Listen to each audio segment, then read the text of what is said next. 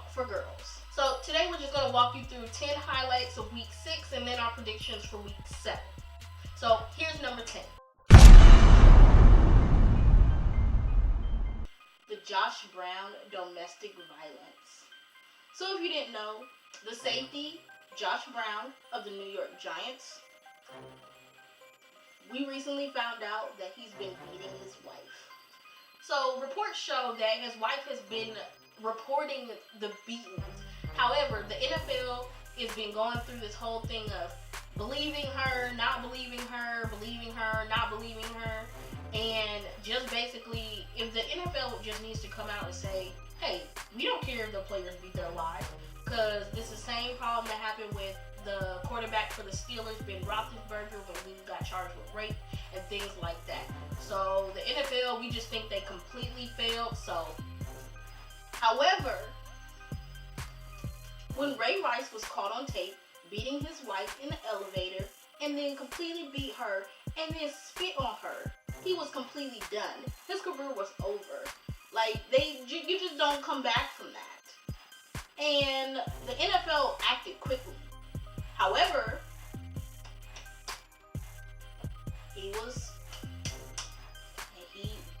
Josh Brown is.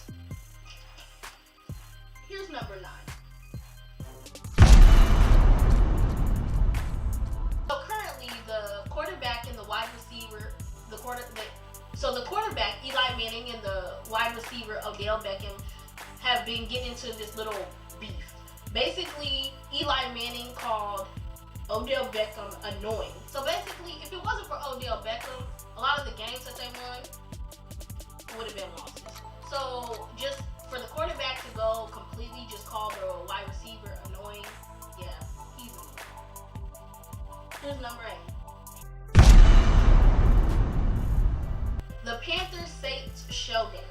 Now, the Panthers, which was the best team in the NFL last season, in season 2015, have completely made a 180 to one of the losing teams in the NFL. I believe they're 1-5. So that means that they won 1 game and then lost 5 games. The Saints, it went into overtime the last game and it was like 38-38. However, the Saints won 38-41. They won off of a field goal. However, everyone thinks Cam Newton, he needs to apologize to the ancestors. Basically, he needs to apologize to black people for saying that he don't see race. And clearly he can't say wins either. Here's number 7. The New York Jets. Now, Ryan Fitzpatrick is their quarterback. And let's just say that their quarterback this whole season has threw 11 interceptions. Interceptions, that just means that he threw basically and the other team caught the ball. That includes the Chiefs game back in week 2. I believe week 2 or week 3, that he threw 6 interceptions or 5 interceptions that game. So basically, the Jets season is about over. They've only won 1 game. Here's number 6. Cheating alert! Cheating alert! The Falcons and Seahawks game. The Seahawks won that game. However, once again, the NFL refs, the officials, did not call a play. Of course, was it passing interference? Passing interference. That means when you throw the ball, your wide receiver is trying to catch it or whomever, they just block it completely, right? Or grab you or hold you or something like that, and that's passing interference. However, there was a passing interference. Everyone saw it. Everyone in the stadium, everyone at home, we all saw it, but did the ref call it? No. And it cost them the game. Keep in mind, the refs do that a lot and cost teams games. The last thing you want to do is leave a game up to the ref. Because if you're playing in somebody's hometown and the ref is from the hometown or likes that team better, it's a wrap. That's a cheating alert. Because of that, the Atlanta Falcons lost the game. And they didn't deserve to lose that game. They should have definitely won, or at least had another chance to get the ball. Because Julio Jones, he would have definitely caught the ball if Richard Sherman of the Seattle Seahawks wasn't blocking him illegally. Yeah. pass interference. Here's number 5.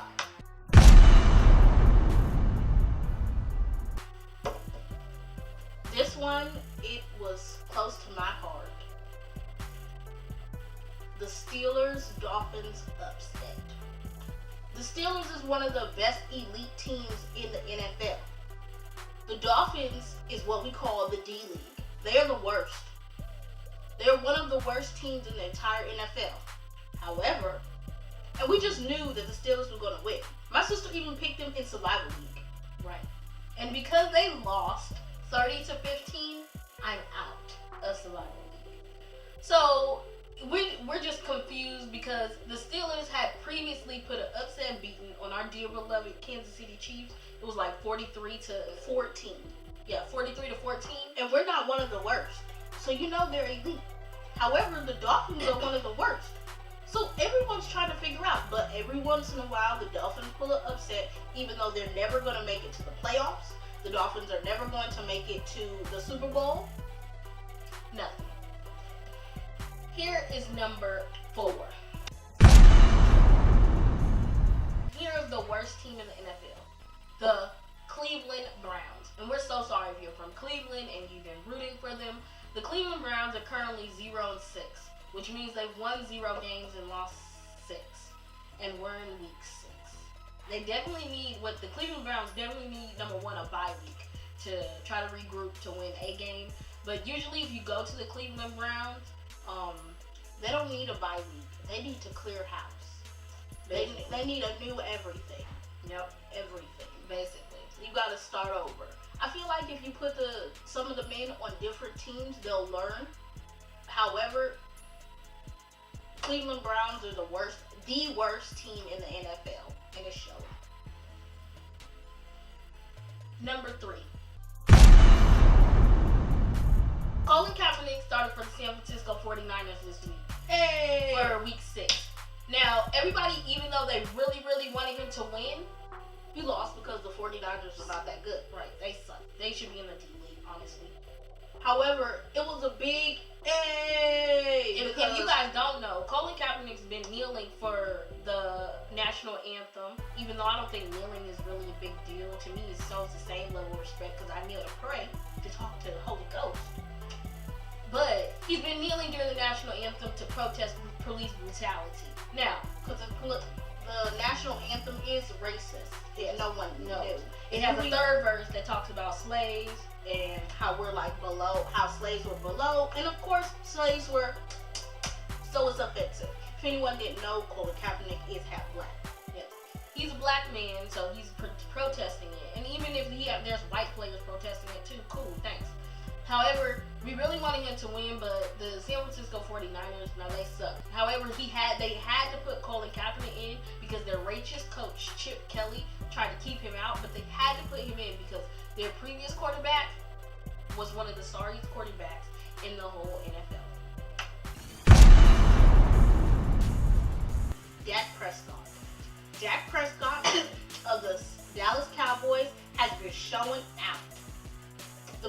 He's a rookie quarterback, and they won they're 5-1. They won 5 games, lost 1. Now he hasn't thrown an interception all season, until Tony Romo, which was the previous quarterback, or he is the quarterback, but he was out for an injury because the first game that happened, I think the first game that happened for the Dallas Cowboys, he got injured. He broke his back or something. Well, which is typical because Tony Romo, if they didn't know, is paper. Right. He's made of glass. He gets injured every season.